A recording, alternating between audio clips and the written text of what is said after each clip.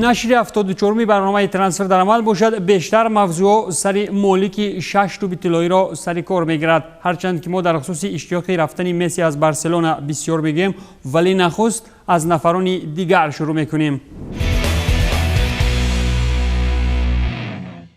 در دنیای فوتبال اگر وضع اطراف مسی همگان را تکان داد، دنیای اطراف فراتریا و گلادیاتور دوستداران مسکو را باشد حالت ناروشن اطراف ساشا کاکورین بی‌ضابطه کردن است. الکساندر کاکورین هنوز با پیرانای اسپارتاک به میدان نبرآمده و الکی سر و صداهای اطراف گزارشش به اروپا بسیار میشوند، اساساً به روما. هرچند که چنین آوازها به حقیقت کم نزدیک هم باشند، بیاید یک بار هم در خصوص این گفته گذاریم.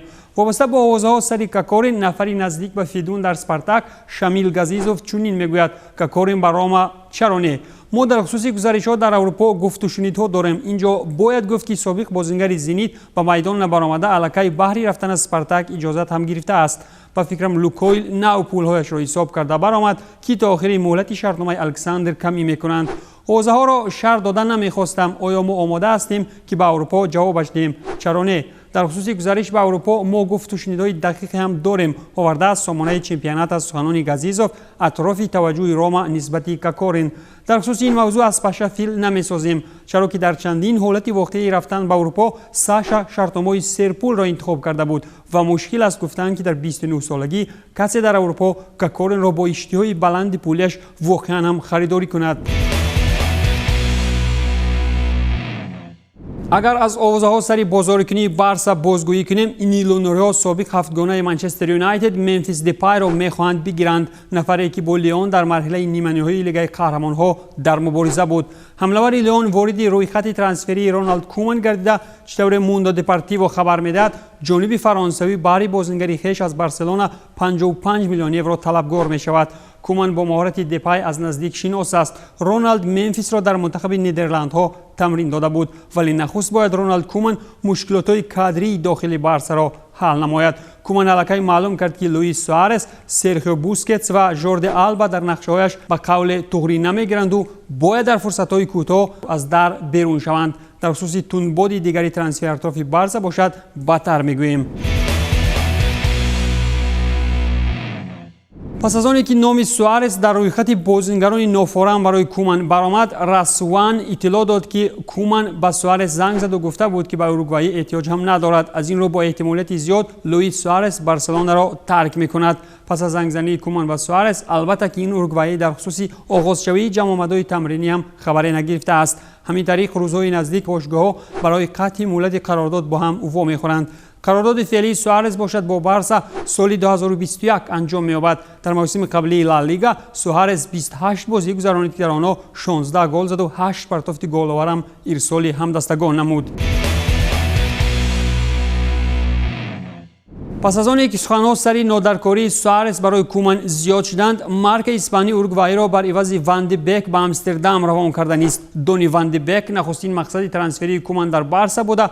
با همین متخصص هلندی می‌خواهد کاروسلی عظیم ترانسفری را در چرخش دهد. با قول کومن، وان دی بک 23 ساله می‌تواند مرکز میدان تیم را جوان‌تر نموده برقراری خط نیمه‌مایه را هم تامین کند.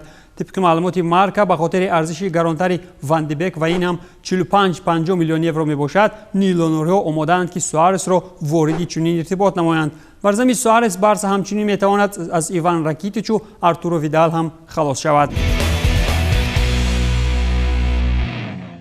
با قول اسپورت باشد پس از زمین لرزه بزرگ فوتبالی از سخنان مسی به وجود آمده، احتمال است که مسی و رونالدو می توانند هم دسته شوند، چرا که یوونتوس هم خواستار چنین گزارش بازیگر ارژنتینی به تیمش است. تا حال چنین رفتار جز خیال بیش نیست، ولی اگر حقیقت ریالی شود سری آ را باید محکم کرد. فرصت‌های اخیری سر و صدا در خصوص ترک بارسا نمودن مسی بزرگ بسیار می‌رود و در کاتالونیا لیو را یک زمان به سیتی می‌برند و فرصتی دیگر به اینتر و PSG.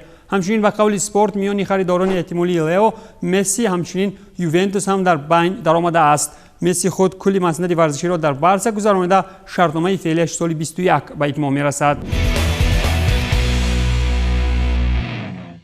در این باره ژورنالیست پالمیری میگوید که یوونتوس بر زمین با خواهش رونالدو به بنزما پیشنهاد جای کار نموده است. نمیدانم تا کجا چنین گزارش به عمل شوی نزدیک است، ولی با وجود حالت ورزشی خوب کریم در موسم پیشین باید گفت که از ایگواین او به 100 بار خوب است. همین طریق پس از خواهش شخصی کریرو، یوونتوس به مادرید بهره خریداری کریم بنزما پیشنهاد رسمی ارسال کرده است و تورینیو با همین می‌خواهند که بر عوض فرانسوی لعنت شده از تیم منتخب دوگلاس کوستا و الکس ساندرو را به پایتخت اسپانیا روان کنند.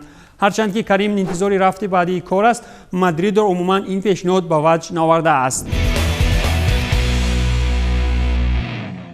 در گرداب پنجشنبه ترین نویدها سری رفتن مسی از بارسلونا باید حتما سخنهای توخیل زکی را هم علاوه نمود. توماس میگوید مربی وجود ندارد که مسی را در دستش نخواسته باشد. آرژانتینی دستان را با شگفتی‌های بزرگ در پاریژ قبول میکنند، ولی مگر که او خود میخواهد. به طور روشن ما از دیدن مسی در پی اس جی خوشنود میشدیم، ولی فکر میکنم که او ختم کارنامه در بارسلونا میکند. او میستر بارسلونا است. ما بازیگران زیادی را از دست دادیم و عین حال ضرور است که در بازار ترانسفری حیات را پرقوت کنیم. باید که دسته پرقوت را سازمان داد. اقتباس می‌آورد سخنان توخیل 46 ساله را گول با تکیه به معلومات بیتی اسپورتس. آوازه روز را همچنین میتوان به گزارش احتمالی ادین جیکو به یوونتوس نسبت داد. جیکو احتمالاً روما را ترک گفته به تورین میرود. چطور کاریر دلو سپورت قید میکند، جیکو همنوار است که با تحقیق کاری اندریا پیرلو موافقت نموده. علاوه بر این در تورین معاش خوب میگیرد. در روما باشد او را ارکادیوش میلیک از ناپولی عوض میکند.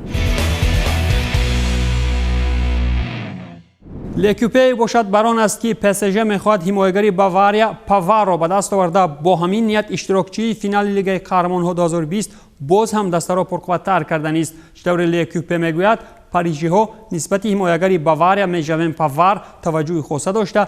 دیرکتور ورزشی باشگاه پاریژی لئوناردو میخواهد که فرانسوی بیشتر وارد تیم نماید. پاوار باشد قهرمان جهان 2018 در صف فرانسه بوده و تیم میونخینی باشد آغاز سال 2019 از شتوتگارت گزارش کرده بود. زمانی که همگان از ناراضگی عمومی مسی با بارسا میگویند، سسکای مسکوگی علاقه دو بازیگر نو خرید. بازیگر اول بختیار زینالدینوی قزاقستانی از رستو بوده. فوکس رو باشد ارتشی‌ها از برزیلیا آوردند. ارتشی‌ها البته که سرآغاز یوروجام پرقوت شدنی‌اند و با همین مقصد در اختیار گانچارنکو بازیگران نو میمانند تا که به مثال موسم پیشین در لیگ اروپا و قول مردم شرمنده دو دنیا نشوند. چطوری گفتیم حمایتگر برونو فوکس از اینترنشنال با مسکو آمد و نیم حمایتگر بختیار زینالدینو به امید حیات بهتر رستوف آرنا را با وب آرنا عوض کرد. برزیلی 21 ساله با جانب ارتشی‌ها قرارداد 5 ساله امضا نموده. گزارش این بازیگر 9.5 میلیون یورو برگزار شده است. نیم حمایتگر قزاقستانی هم شرطنامه 5 ساله به دست آورد. فرصت‌های اخیر زینالدینو در صف رستو 21 بازی گذرانده، 4 گل و 2 پاس گل‌آور در نامش دارد، در حالی که فوکس غالب مسابقه شهرتمند جوانان با منتخب المپیک کشور برزیلیا در تولان میباشد. از زمین پرتغالیا باشد بارسلونا فرانسیسکو ترینکاو را خریداری کرد و بر این فوتبالباز جوان به براگا 31 میلیون یورو هم پرداخت کرد، در حالی که بازیگر نوخرید دیگری بارسا پدری باشد. این نفر را جانب نیولونیرو از لاس پالماس به دست آورد. هرچند که در خصوص به اجاره دادن بازیگران دیگر بارسا به ملال گفتگو میکند، ولی این دو بازیگر نوخرید بدون کارهای اجاروی در سیستم بارسا خواهند ماند.